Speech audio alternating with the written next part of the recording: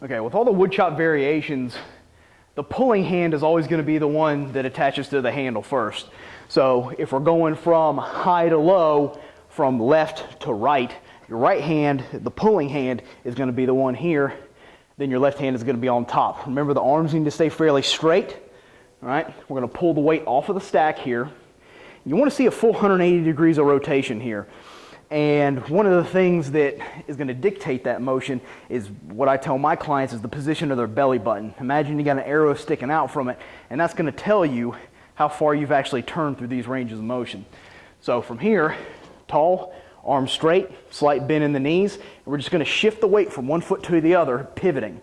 Now here, I'm keeping the focus on the implement that I'm holding on to.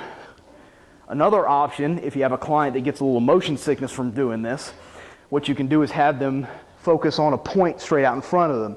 So coming from here to here, still getting that full range of motion. You may have a couple of restrictions with this because of range of motion in the cervical spine.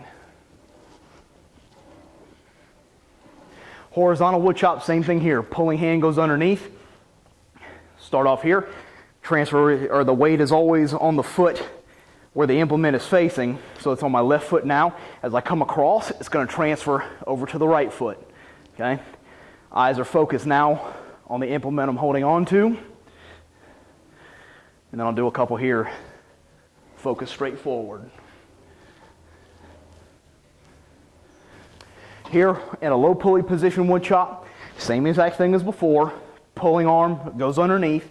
We're going to come from here at about a 45 degree angle straight up.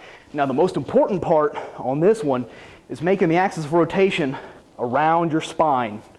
All right? The last thing we want to see is this to this. All right? So arms stay straight, back is the axis of rotation. Come up and around. Focus straight forward here. Still having full range of motion. All right. Watch the angle of your clients, because if they pull their hands a little too high, there's a pretty good chance it's going to smack you in the face. Here we're going to be using a med ball to do the same exact motion that we did for the wood chop. All right. That diagonal 45 degree angle is what we're looking for here. It's going to be a little bit different than the pulley though, or the cable system, just because this isn't going to be pulling against you. You're basically going to have to counteract the force or the momentum that you generated and reverse the motion as you go through. Everything else stays the same. Arms stay straight. Spine is the axis of rotation. You're going to come around in this fashion here. If you've got somebody who has a hard time getting the motion down, what you can actually do is come from here and have that far arm, so that would be my left arm in this position, on top at all times, so that as you're coming down, have them rotate so the right arm is over top up here. So it would look like this. All right. One of the biggest mistakes that I see with a med ball wood chop is a very poor path. Okay. A lot of people will come from here and then kind of just swing down like this.